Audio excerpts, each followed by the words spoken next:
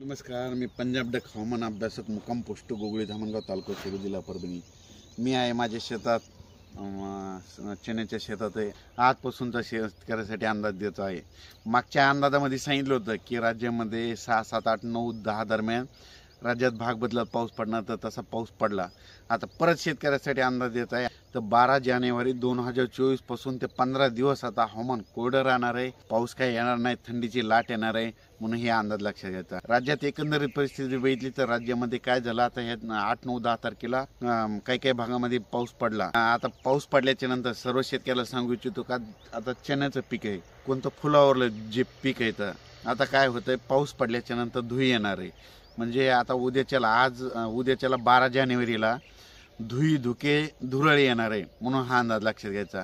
आणि तुम्हाला एक सांगू इच्छितो की उद्याच्याला धुई धुके येणार आहे. आता पाऊस काय आता उद्यापासून येणार नाही, म्हणून हे अंदाज लक्षात घ्यायचा.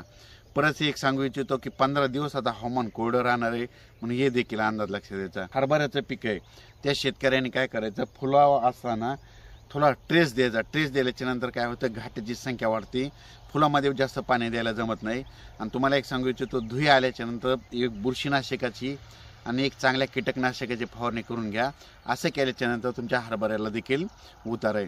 पण आता राज्यामध्ये 12 जानेवारीपासून ते 25 जानेवारीपर्यंत हवामान कोरडं राहणार आहे, पाऊस काही येणार नाही, म्हणून हा अंदाज लक्षात घ्यायचा.